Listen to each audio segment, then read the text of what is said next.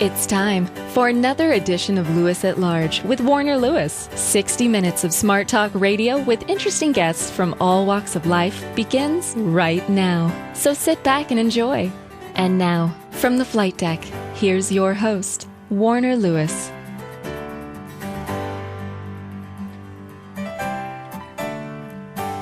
Well, welcome everybody to another edition of Lewis at Large. Yours truly, Warner Lewis from the flight deck. And of course, that means inevitably some smart talk radio is in your future, and this segment is no exception. This is a friend of this show's. I've known this young lady for a long, long time. Her name is Kelly Hunt, one of the Midwest, if not America's, one of the most talented daughters of the plains. She has been singing rhythm and blues for many, many years, as long as I can remember. She has some tremendous pedigree, too. Her mother was a singer. Her grandmother, rather, was a New Orleans gospel singer. She is the artist that has recorded numerous albums. She has worked with all kinds of well-known musicians across the country. One example would be Mr. Michael Finnegan, tremendous keyboard player. Kelly's a great singer. She's a writer.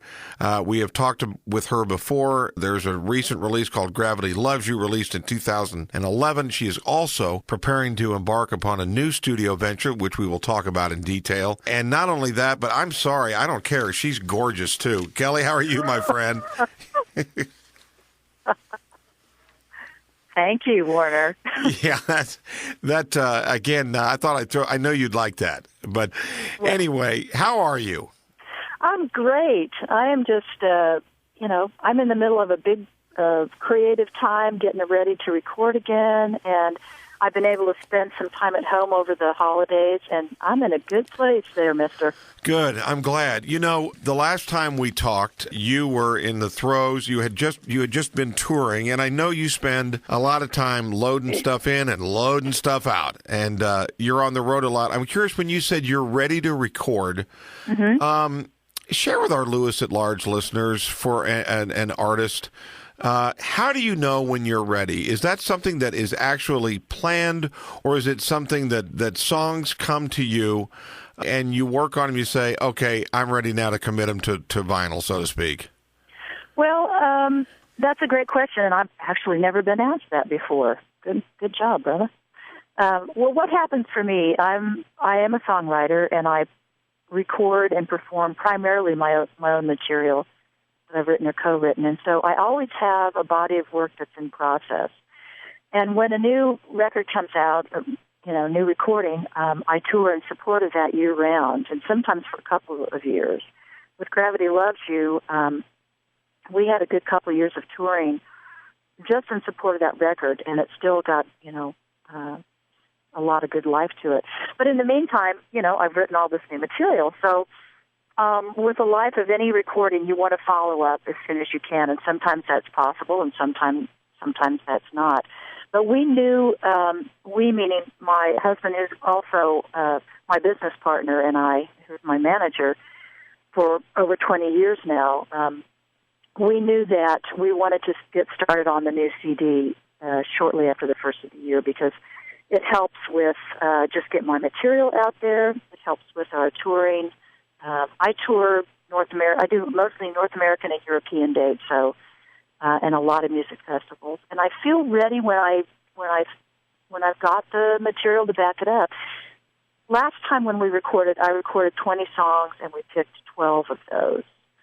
And it's a matter of just kind of paring down the material. This time, I looked through a body of about 30 songs, and we're still making the final choices beforehand, but I'm literally getting ready to go in the studio in the next week or so down in Nashville, and I feel strongly about the material. And that's interesting to me too, Warner, because each record kind of ends up with a theme, whether it's consciously done that way or not, and that's exactly what's in process of happening now.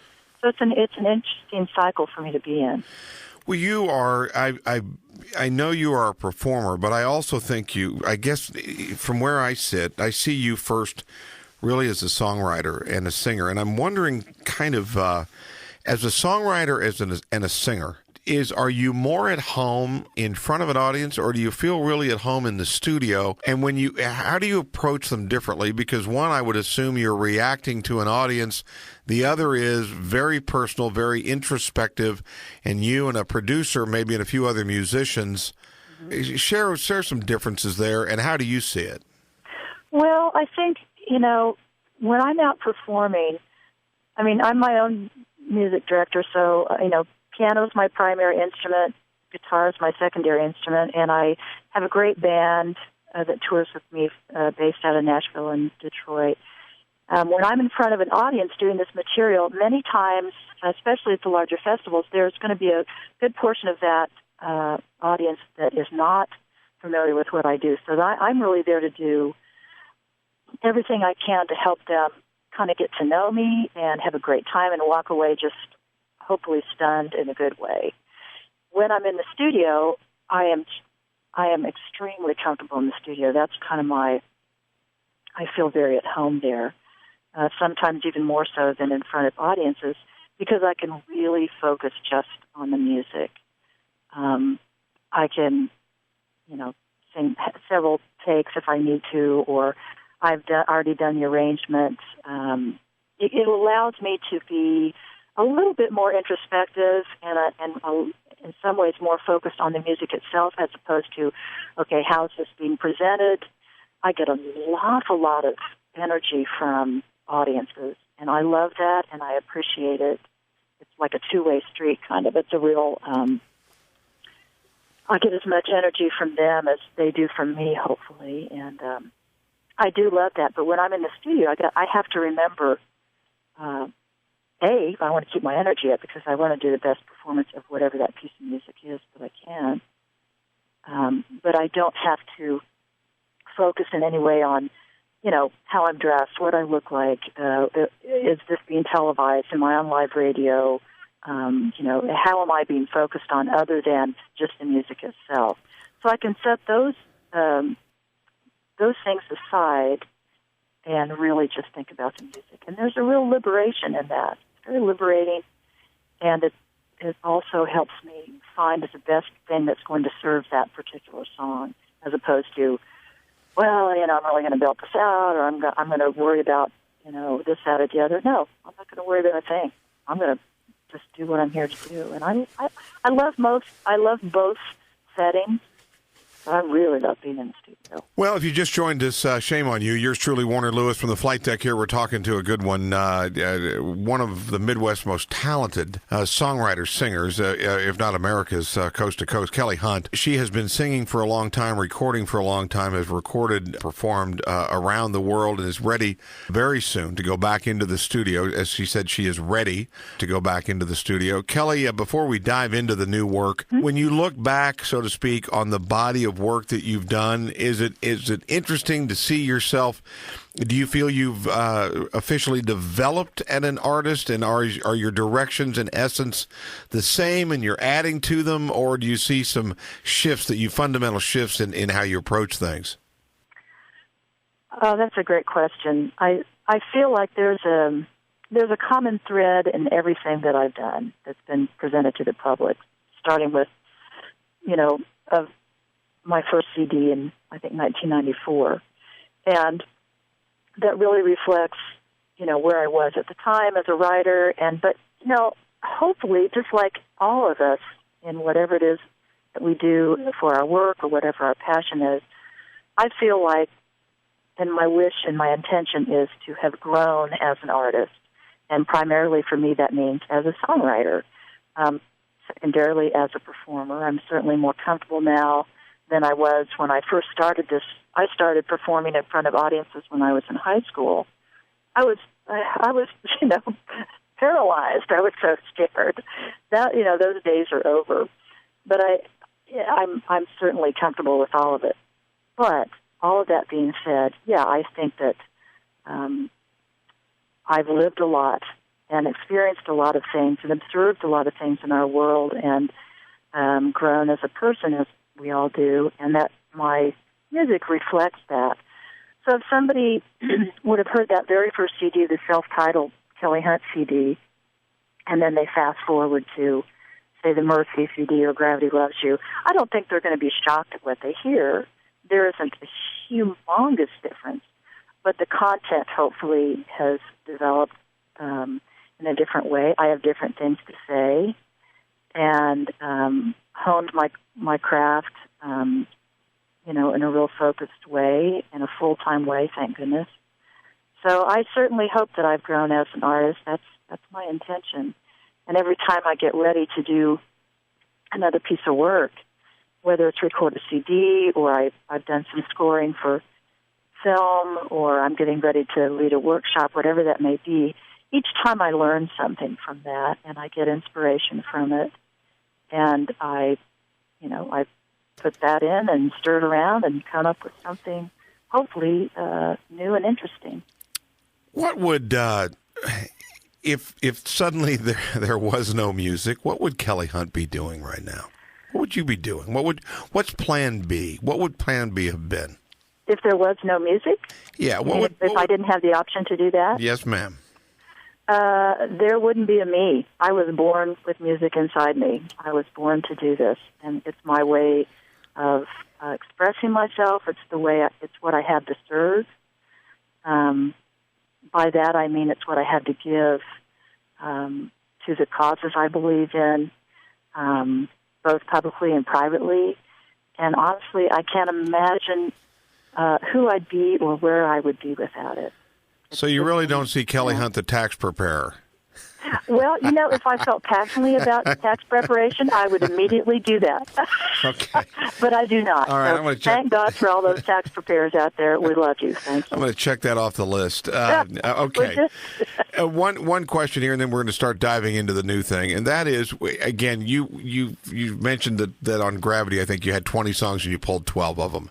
Mm-hmm. And let's say that's happened several times, obviously, when you go into the studio. Right. It's if you're writing copy, if you're recording a song, if you're doing a lot of things.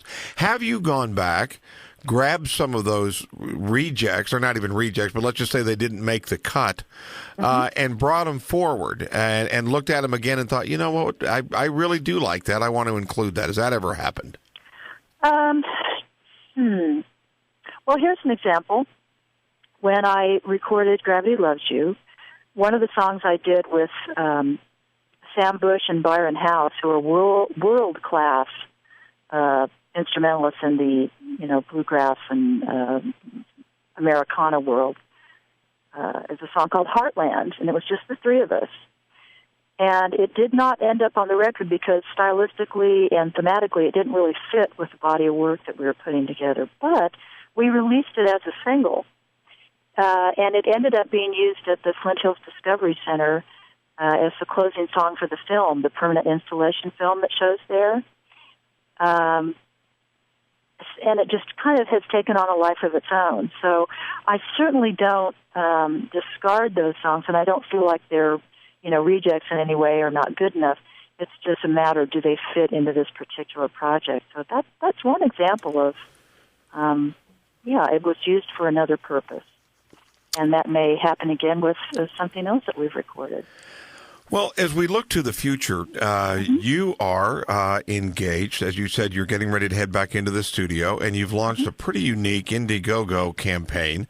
And you're asking fans and interested persons of any kind from anywhere to help fund part of this project. Share with our listeners a little bit some of the details about that. Well, thank you so much for bringing that up. Indiegogo, for those who don't know, is a really wonderful crowdfunding site online, and what you can do is, and what we have done is we set up a campaign specifically to help fund the new CD, and people can go to Indiegogo.com or go to KellyHunt.com, that's KellyHunt.com, and learn more about it. There's an opening video that tells what it is, what the story is, what it is that we are doing and how your contributions can help and exactly what it's going to be used for. But a cool aspect of that, too, is you can set up fun little perks that people get if they donate $5, for example. They can get a pre-release download of the first single off the CD before it's out to the public. And we've set it up every level from $5 up to, thousands of dollars.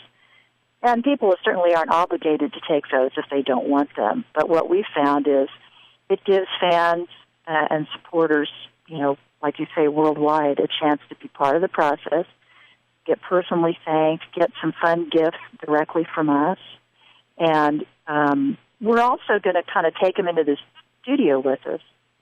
And by that I mean we're going to shoot some footage in the studio while we're actually making the record that they will get access to and get to see, almost like a video blog. I do a video blog as well. But for independent artists, it's becoming more and more the norm to include their fan base in this. We've had people over the years ask, how can I help? And this is a concrete way that people really can help in whatever level they can. And if someone isn't able to contribute monetarily, ask that they at least share the information with their friends or go to their social media sites and, spread the link around and word of mouth. And, I've had a music career for a really long time, and I'm so grateful for that. And it has many challenges to it, Warner, as I'm sure you know. And this is one way that help me, keep doing what I'm doing at the highest level that I can do it at, and include the people who are interested in my music and what I do, include them in the process. Kelly, when you go in to record new things, and it probably holds true a little bit on your performances, I know you see yourself again as a writer and as an artist.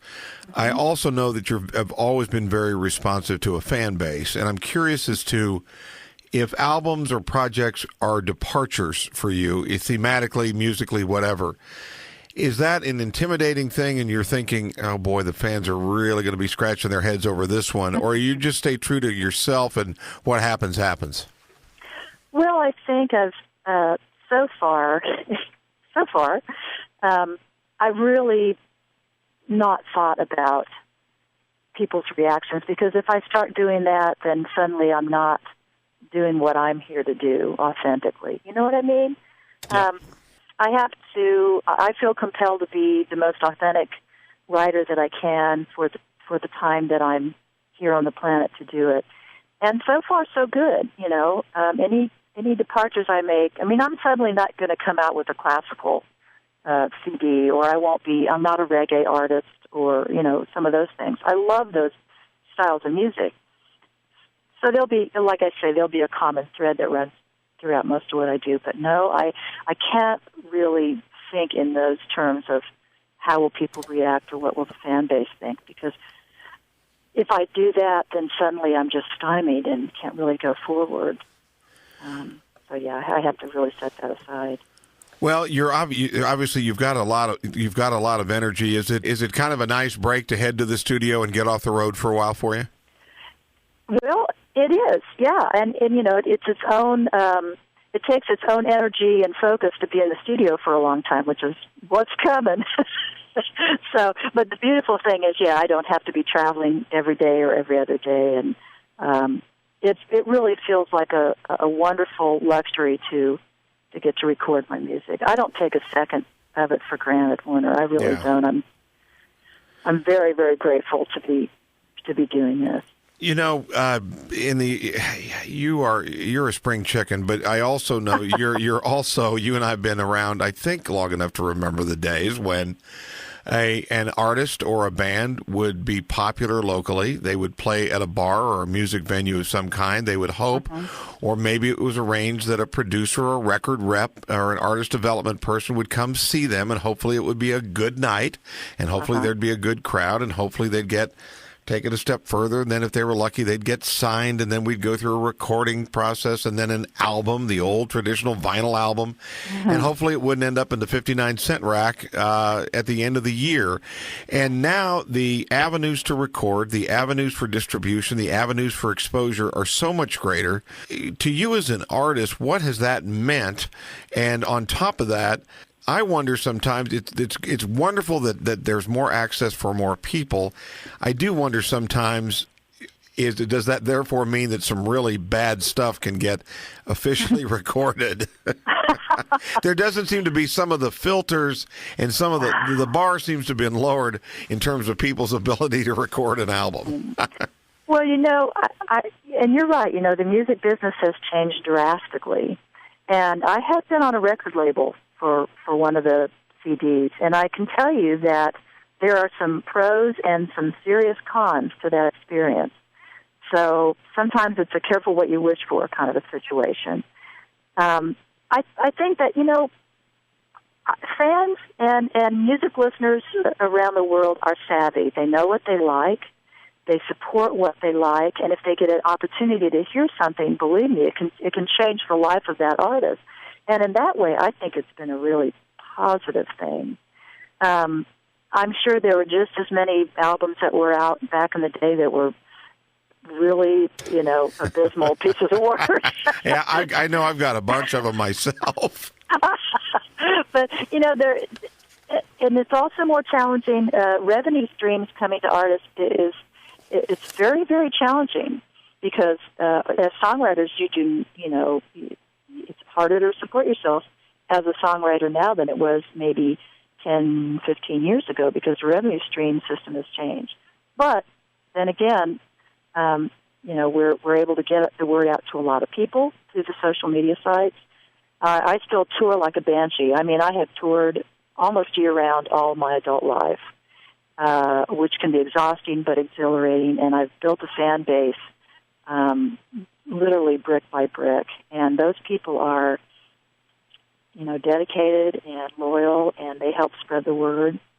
And I think that no matter what format music comes out in, if it speaks to someone and they want to support it by, financially by purchasing or downloading the music, I just see it as a positive thing. It's shifted, it's changed, it's never going back to the old way, and you just have to make the most of what you have, believe in what you're doing, and be smart about it. Do your best work.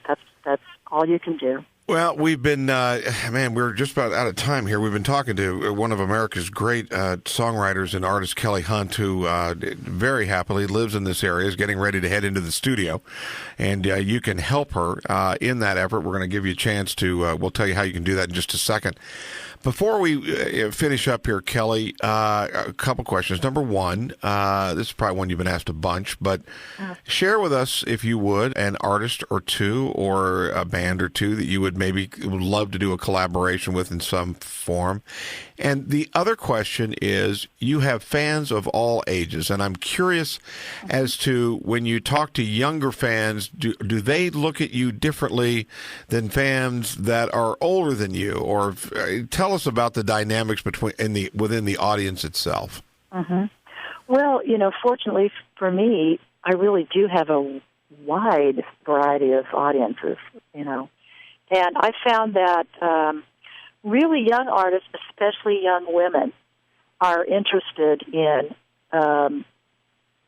talking about what it's like to be your own band leader. What's the business side of it like? Because I'm an instrumentalist, because I'm, writing the songs. Those young women, and there are a lot of great young artists out there right now. I mean, really, really young, in their teens and 20s. That, especially, I find the women make a point to connect with me either online or at shows, and they just want to hear about it. How does this work? How do you do this? I'm interested in doing this. And I got to say, I love that. I didn't have a lot of artists that I looked up to as far as women when I was coming up, other than people that had either already come and gone, or like, Bonnie Raitt, people like that were their own. They were a musician as well as, not just a singer. Now, there's world-class singers out there, and not to take anything away from what they do. But, yeah, so I don't know that they look at me differently. I think hopefully they'll get some kind of inspiration from it, or encouragement at least. And the style of music is, if it's new to them and they find it, pleasing, they're interested in finding out, what the roots of this music are, what the blues artists or R&B artists were, or soul artists that I listened to were. It's varied. I love the fact that people of all ages and races and backgrounds are interested in what I'm doing. I love that. That's delicious for me, and I'm grateful for that. I like that term, delicious, for you. That's good. Okay, well, here's as we head out of here. Again, you're heading into the studio. There is an opportunity for your fans to help with that project. Tell again, where can they go specifically to help? Okay. They can go to two places specifically. One is kellyhunt.com, KELLEYHUNT.com, and there will be direct links. Or they can go to Indiegogo.com, INDIEGOGO.com, and search for Kelly Hunt. And we welcome them to visit, share, spread the word, check out the videos. And we're updating it every couple days with fun, cool stuff. And, thank you so much for helping us spread the word, Warner. You rock, brother. Thank you so much. Well, appreciate that. We really looking forward to this project. I know it's going to have, with having the fans' involvement like this, it'll have special meaning to you. And when it comes out, can we have you back on again? Would love to follow up. I would love to. Absolutely. Okay. Hey, best of luck, and we will be talking to you very, very soon. Thank you. You bet. We'll be back with more right after this on Lewis at Large.